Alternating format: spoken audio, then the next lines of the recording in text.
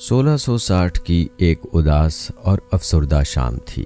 عالم اسلام کا عظیم فرزند اور ہندوستان کا بے مثال اور شریف النفس شہنشاہ اورنگزیب عالمگیر مغرب کی نماز ادا کرنے کے بعد جب مسجد سے نکلا تو اس کے پیچھے پیچھے اس کا وزیر میر جملہ خان اور قاضی کوی خان بھی نکلے۔ ان دونوں کو دیکھتے ہوئے شہنشاہ اورنگزیب ایک جگہ رک گیا۔ اس موقع پر میر جملہ خان اور قاضی کوی خان دونوں اورنگزیب کے سامنے آئے۔ میر جملہ خان اورنگزیب کو مخاطب کرتے ہوئے کہہ رہا تھا، میر محترم، بہار اور آسام سے ایک وفد آپ کی خدمت میں حاضر ہونے کے لیے آیا ہوا ہے۔ میں نے اسے مہمان خانے میں ٹھہرایا ہوا ہے۔ ان علاقوں کے راجاؤں نے مسلمانوں کے خلاف تباہی اور بربادی کا کھیل کھیلنا شروع کر دیا ہے اور انہی کے خلاف وہ لوگ نالش لے کر آئے ہیں اور وہ آپ کی خدمت میں حاضر ہونا چاہتے ہیں۔ اب ان سے متعلق آپ جو بھی حکم جاری کرتے ہیں اسی کے مطابق عمل کیا جائے گا۔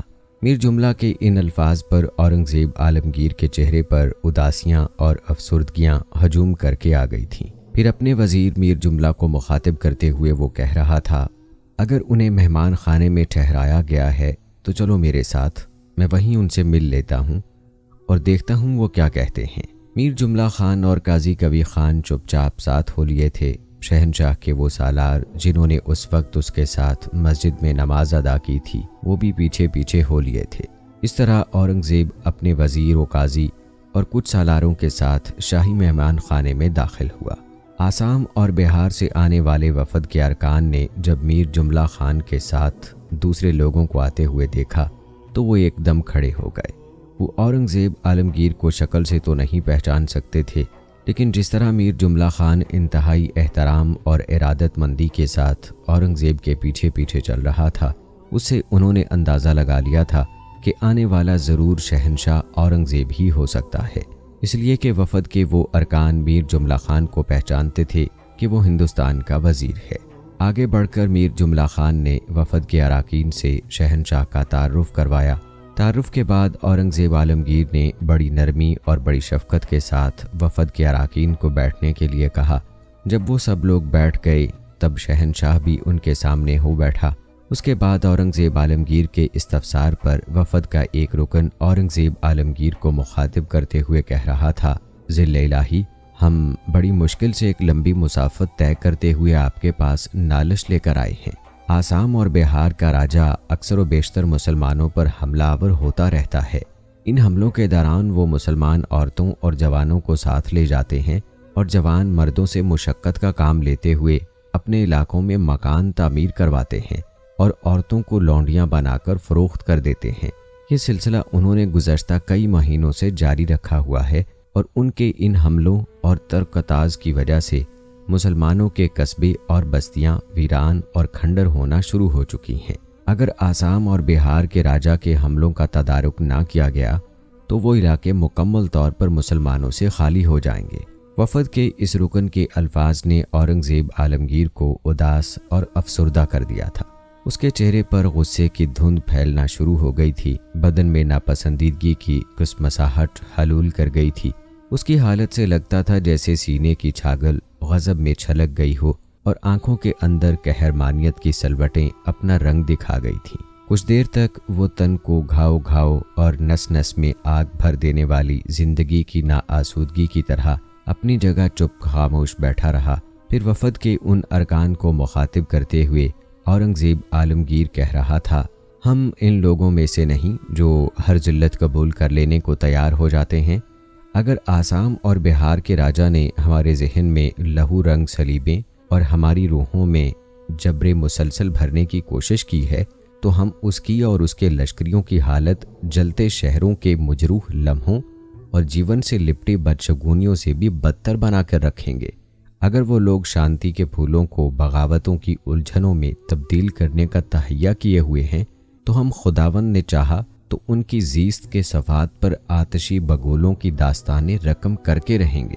یہاں تک کہنے کے بعد اورنگزیب رکا، پھر وفد کے ان ارکان کو مخاطب کرتے ہوئے کہنے لگا، سب سے پہلے میں تم لوگوں سے بھی معذرت خواہ ہوں کہ تم لوگوں کو آسام اور بہار کے حملہ آوروں کے ہاتھوں اس قدر دشواریوں اور آفات کا سامنا کرنا پڑا، اور میں تم لوگوں کو بہت جلد اس قہرمانیت سے نجات دلاؤں گا۔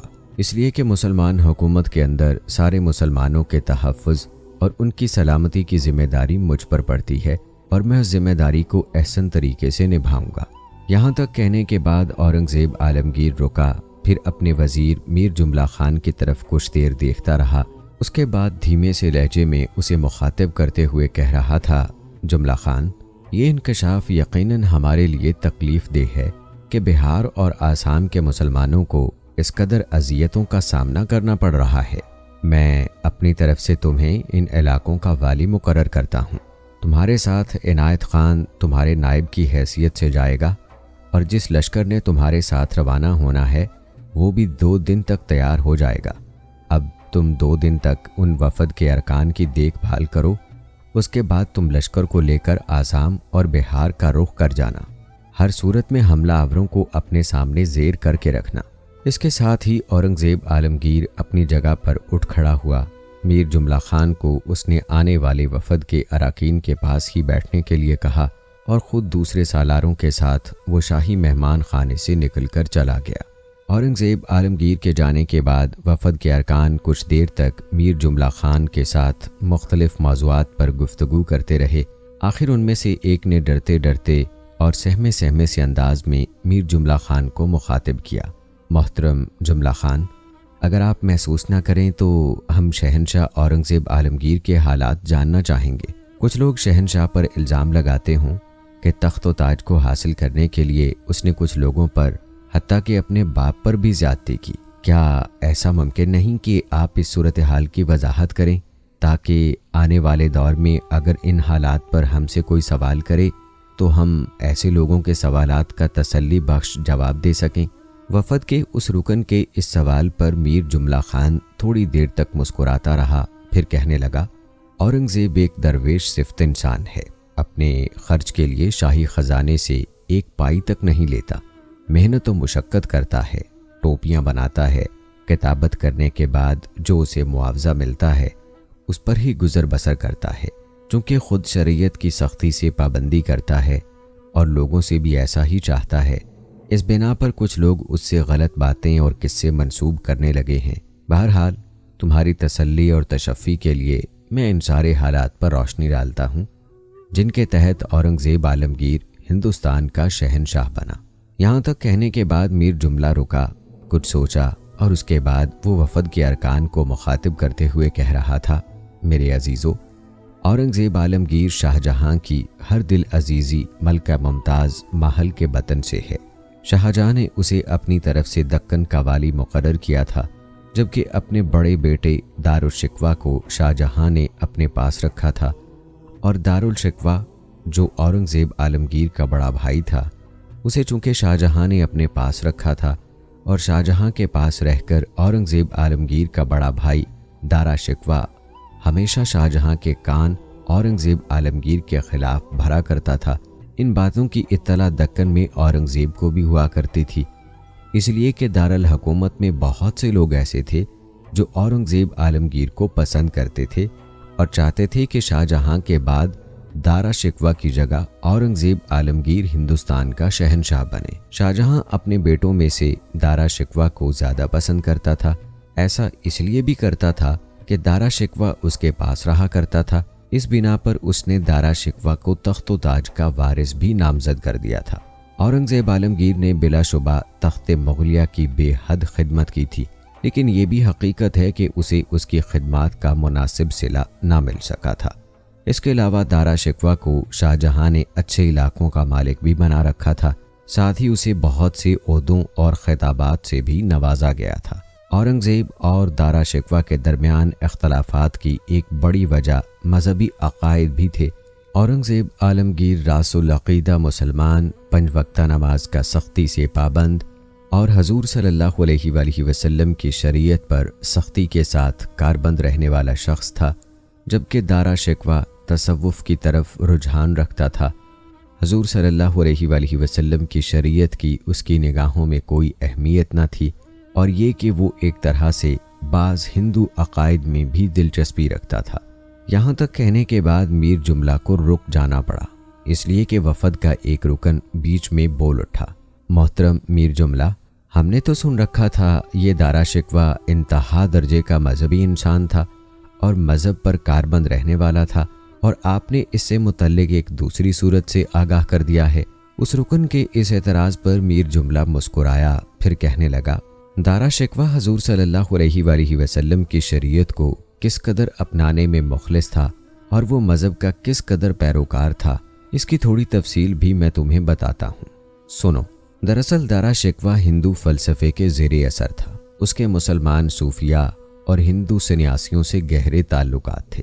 انہی تعلقات کی وجہ سے دارا اس نتیجے پر پہنچا تھا کہ ہندو کے فلسفہ ویدانت اور مسلمانوں کے تصوف ایک دوسرے کے مخالف نہیں ہیں اور ان کے ذریعے حق کا ادراک کرنا چاہیے۔ دارا نے اسلام اور ہندو مت کے پیراؤں کے مشترکہ نظریات کو ہم آہنگ کرنے کی کوشش کی۔ اسی ہندو فلسفے سے متاثر ہونے ہی کی وجہ سے وہ متعدد ملحدانہ نظریات کی طرف مائل ہو گیا تھا۔ اس کی چھوٹی سی مثال میں کچھ اس طرح سے دیتا ہوں کہ دارا شکوہ کا ایک مرشد تھا، نام اس کا ملا بدخشانی قادری تھا۔ دارا شکوہ اسے اپنا کامل مرشد خیال کرتا تھا۔ اسے ملا بدخشانی کا ایک شعر ہے جو ملا بدخشانی کے علاوہ دارا شکوہ کے نظریات کی بھی خوب عکاسی کرتا ہے۔ ملا بدخشانی کا شعر کچھ اس طرح سے ہے، پنجہ در پنجہ خدا دارم، من چہ پروائے مصطفیٰ دارم۔ یعنی ملا بدخشانی کہتا ہے کہ میرا ہاتھ خدا کے ہاتھ میں ہے اور نعوذ باللہ مجھے حضور صلی اللہ علیہ وآلہ وسلم کی کیا پرواہ ہے، جبکہ ہم مسلمانوں کا عقیدہ ہے کہ اللہ تعالیٰ نے رسول اللہ صلی اللہ علیہ وآلہ وسلم کی محبت اور ان کی غیر مشروط اطاعت کو ہی ایمان کا جزو قرار دیا ہے، اور جس شخص کے دل میں رسول اللہ صلی اللہ علیہ وآلہ وسلم کا یہ مقام نہ ہو وہ دائرہ اسلام سے خارج قرار دیا جاتا ہے۔ علامہ اقبال رحمۃ اللہ علیہ نے شاید حضور صلی اللہ علیہ وآلہ وسلم کی محبت اور ملا بدخشانی کے اس شعر کے خلاف اپنا یہ شعر کہا تھا، در دل مسلم مقام مصطفیٰ است، آبروئے ما زنام مصطفیٰ است۔ یہاں تک کہنے کے بعد میر جملہ رکا، پھر اپنی بات کو آگے بڑھاتا ہوا وہ کہہ رہا تھا، میرے عزیز، دارا شکوہ کے انہی نظریات کی وجہ سے اورنگزیب عالمگیر اسے پسند نہیں کرتا تھا۔ اورنگزیب عالمگیر حضور صلی اللہ علیہ وآلہ وسلم کی ذات کا شیدائی اور حضور صلی اللہ علیہ وآلہ وسلم کی سیرت پر عمل کرنے والا شخص تھا۔ خداوند قدوس کے بعد وہ حضور صلی اللہ علیہ وآلہ وسلم کو سب سے اعلیٰ و ارفع خیال کرتا تھا، جبکہ دارا شکوہ اور اس کے مرشد ملا بدخشانی کے نظریات کو اگر سامنے رکھا جائے تو ان کے نظریے کے مطابق تو رسول اللہ صلی اللہ علیہ وآلہ وسلم کی محبت اور اطاعت کو خارج از بحث قرار دے دیا جاتا ہے۔ جب یہ تسلیم کر لیا جائے کہ مجھ میں خدا ہے اور ایسا ہی خدا نبی پاک صلی اللہ علیہ وآلہ وسلم میں بھی ہے، تو آخر ان کے نظریے کے مطابق پھر رسول اللہ صلی اللہ علیہ وآلہ وسلم کی کیا فضیلت باقی رہ جاتی ہے؟ دارا شکوہ اور ملا بدخشانی بھی اسی نظریے کے قائل تھے۔ ان کے ہاں حضور صلی اللہ علیہ وآلہ وسلم کی ذات اور آپ کی شریعت کوئی اہمیت نہیں رکھتی تھی۔ اسی بنا پر اورنگزیب عالمگیر کے ان سے اختلافات تھے۔ اس کے لیے اورنگزیب عالمگیر تو شریعت پر سختی سے کاربند رہنے والا ایک پکا اور سچا مسلمان تھا۔ یہاں تک کہنے کے بعد میر جملہ جب خاموش ہوا تو وفد کا وہ رکن حیرت کا اظہار کرتے ہوئے کہنے لگا، اگر یہ بات ہے تو پھر 1000 دارا شکوہ ایک طرف ہوں اور اکیلا اورنگزیب ایک طرف ہو تو اورنگزیب عالمگیر بھاری ہے اور اسی کی اتباع کرنا چاہیے۔ وفد کا وہ رکن جب خاموش ہوا تب انہیں مخاطب کرتے ہوئے میر جملہ پھر کہہ رہا تھا، میرے عزیزو، اب صورتحال یہ تھی کہ دارا شکوہ شاہجہاں کی شفقت و محبت کو کمزوری پر معلول کرتے ہوئے اس سے پورا فائدہ اٹھانے کا تہیہ کر چکا تھا۔ آخری وقت میں شاہجہاں کے سارے مخلص مشیر انتقال کر چکے تھے اور دارا شکوہ کے لیے تخت و تاج حاصل کرنے کا میدان بالکل صاف تھا، لہٰذا وہ اس دور میں جو شاہجہاں سے چاہتا منوا لیتا۔ ستمبر 1657 میں شاہجہاں جب بستر علالت سے جا لگا تو وہ قریباً 1 ہفتے تک زندگی اور موت کی کشمکش میں مبتلا رہا۔ اس دوران نہ وہ عوام کے سامنے آیا، نہ کسی سے ملا، جس کی بنا پر شہر کے اندر یہ افواہ پھیل گئی کہ وہ نزع کے عالم میں تھا اور وفات پا چکا ہے۔ دوسری طرف ان حالات میں شاہجہاں خود بھی اپنی زندگی سے مایوس تھا۔ اس کی خواہش تھی کہ جلد از جلد ایسے اقدام کرے کہ اس کے بعد سلطنت کے اندر تنازع پیدا نہ ہو۔ دوسری طرف شاہ جہاں کے تینوں لڑکوں کو بھی جو دور دراز علاقوں میں عہدے سنبھالے ہوئے تھے، اپنے اپنے مخبروں کے ذریعے شاہ جہاں کی نازک حالت کی خبر مل چکی تھی، اور ان میں سے ہر ایک بخوبی جانتا تھا کہ دارا شکوہ تخت پر قبضہ جمانے کی کوشش کرے گا۔ لہذا دوسرے تینوں بھائیوں نے بھی اپنی تمام تر توجہ دارالحکومت پر مرکوز کر لی تھی۔ اس وقت شاہ جہاں کا دوسرا بیٹا مراد بخش گجرات کا والی تھا۔ باپ کی علالت کا سن کر وہ حرکت میں آیا اور سورت شہر پر حملہ آور ہوا۔ اس پر بھی قبضہ کرنے کے بعد اس نے اپنے بادشاہ ہونے کا اعلان کر کے احمد آباد و سورت اور دوسرے شہروں میں اپنے نام کے سکے جاری کر دیے تھے۔ تیسرا بیٹا شاہ شجاع جو ایک قابل و منتظم اور عمدہ سالار تھا، وہ بنگال میں تھا۔ اس نے ایک خاصا بڑا لشکر تیار کیا اور دارالحکومت کی طرف پیش قدمی شروع کر دی۔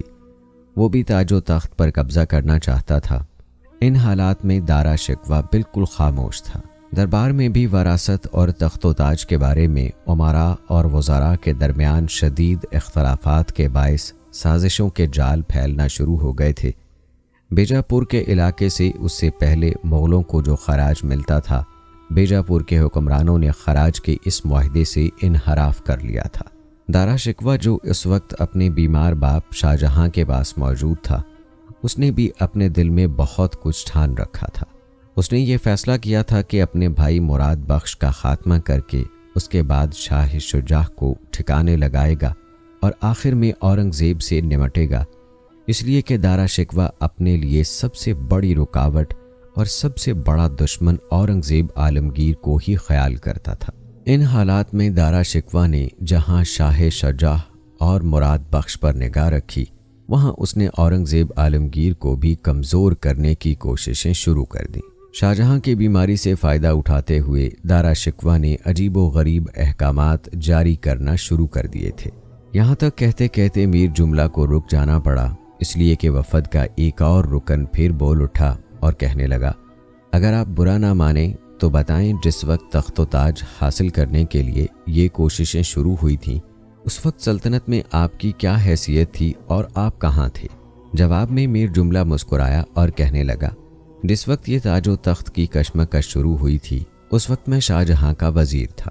اسے میری بدقسمتی کہا جائے یا دارا شکوہ کی بدقسمتی کہ دارا شکوہ یہ خیال کرتا تھا کہ میں شروع سے ہی اورنگزیب عالمگیر کے حق میں ہوں، اس کا وفادار ہوں۔ لہٰذا جو ہی شاہ جہاں بیمار ہوا، دارا شکوہ نے مجھے میرے منصب سے علیحدہ کر دیا تھا۔ یہاں تک کہنے کے بعد میر جملہ رکا، پھر اپنی بات کو آگے بڑھاتے ہوئے وہ کہہ رہا تھا، اپنی طاقت اور قوت میں اضافہ کرنے اور اورنگزیب کو اپنے سامنے کمزور کرنے کے لیے دارا شکوہ نے سب سے پہلا قدم یہ اٹھایا کہ مرکز سے جو لشکری اس وقت بیجاپور پر حملہ آور ہونے کے لیے گئے تھے، ان سارے لشکریوں کو اس نے واپس اپنے پاس بلا لیا تاکہ اس کی عسکری طاقت اور قوت میں اضافہ ہو۔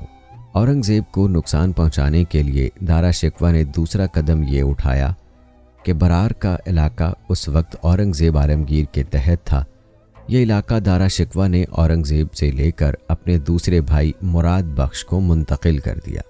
اس طرح دارا شکوہ چاہتا تھا کہ برار کے علاقے کو تنازع بنا کر اورنگزیب عالمگیر اور مراد بخش دونوں آپس میں لڑ پڑیں گے، ایک دوسرے کا گریبان پکڑیں گے، کمزور ہو جائیں گے اور اسے ان دونوں کا خاتمہ کرنے کا موقع مل جائے گا۔ میر جملہ پھر رکا، بات کو آگے بڑھاتے ہوئے کہہ رہا تھا، میرے عزیزو، جیسا کہ میں بتا چکا ہوں کہ شاہ شجاع بنگال کا حاکم تھا، اور جب اس نے شاہ جہاں کے مرنے کی افواہ سنی تو وہ ایک لشکر لے کر مرکز کی طرف روانہ ہو گیا تھا۔ اتنی دیر تک شاہ جہاں کی طبیعت قدرے سنبھل چکی تھی، لہٰذا دارا شکوہ نے شاہ جہاں سے یہ حکم جاری کرا دیا کہ راجہ جے سنگھ اور دارا شکوہ کا بیٹا سلیمان شکوہ ایک لشکر لے کر روانہ ہوں اور شاہ شجاع کا مقابلہ کرتے ہوئے اس کی پیش قدمی کو روک دیں۔ ساتھ ہی شاہ جہاں سے اس نے 2 اور احکامات بھی جاری کروا دیے۔ پہلا یہ کہ ایک لشکر مراد بخش کی طرف روانہ کیا گیا اور اس کے لشکر کے ذمے یہ کام لگایا گیا کہ مراد بخش سے گجرات کا قبضہ واپس لے لیا جائے، اور ایک لشکر اورنگزیب کی طرف روانہ کیا گیا، اس لشکر کے ذمے یہ کام لگایا گیا کہ وہ اورنگزیب سے ہرگز نہ ٹکرائے، تاہم اس کی سرگرمیوں پر نظر رکھے۔ اس کے بعد دارا شکوہ نے ایک اور بہت بڑا قدم اٹھایا۔ اس نے اپنے باپ شاہ جہاں کو آگرہ کے قلعے میں منتقل کر دیا اور تمام احکامات اور حکومت کا انتظام اپنے ہاتھ میں لیتے ہوئے اس نے سارے احکامات شاہ جہاں کی طرف سے خود جاری کر دیے تھے۔ دارا شکوہ نے اپنے بھائی شاہ شجاع کا راستہ روکنے کے لیے جو لشکر روانہ کیا تھا، بنارس کے قریب دونوں لشکر ایک دوسرے کے آمنے سامنے آئے۔ اس موقع پر شاہ شجاع نے راجہ جے سنگھ اور دارا شکوہ کے بیٹے سلیمان شکوہ پر ان اندیشوں کا اظہار کیا کہ وہ اپنے باپ شاہ جہاں کو دارا شکوہ کے ہاتھوں سے بچانے کے لیے پیش قدمی کر رہا ہے، اس لیے کہ شاہ جہاں کو دارا شکوہ سے خطرہ ہے۔ لیکن راجہ جے سنگھ نے شاہ جہاں کو یقین دلایا کہ شاہ جہاں باقید حیات ہے، وہ بخیریت ہے۔ ساتھ ہی راجہ جے سنگھ نے اپنی طرف سے یہ بھی کہہ دیا کہ شاہ جہاں نے اس کے نام یہ پیغام بھجوایا ہے کہ شاہ شجاع اگر اپنے لشکر کو لے کر واپس چلا جائے تو اسے نہ صرف اس کے عہدے پر بحال رکھا جائے گا بلکہ بہار کا علاقہ بھی اس کے تحت دے دیا جائے گا اور ساتھ ہی اسے معاف بھی کر دیا جائے گا۔ قریب تھا کہ شاہ شجاع اپنا لشکر لے کر واپس چلا جاتا، لیکن راجہ جے سنگھ اور دارا شکوہ کے بیٹے سلیمان شکوہ نے اس پر حملہ کر دیا۔ شاہ شجاع کی بدقسمتی کہ اس حملے سے اس کے لشکری منتشر ہو گئے اور وہ بنگال کی طرف بھاگ گیا۔ اورنگزیب عالمگیر اس وقت تک دکن میں تھا، اس لیے کہ وہ اپنے باپ کی طرف سے دکن کا والی تھا۔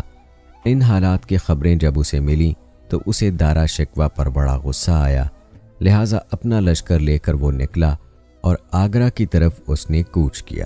ناظرین، اورنگزیب عالمگیر کا ہمارا آج کا یہ ایپیسوڈ آپ کو کیسا لگا؟ کمنٹ باکس میں لازمی بتائیے گا۔ ملتے ہیں کل نئے ایپیسوڈ کے ساتھ، تب تک کے لیے مجھے اجازت دیں۔ فی امان اللہ۔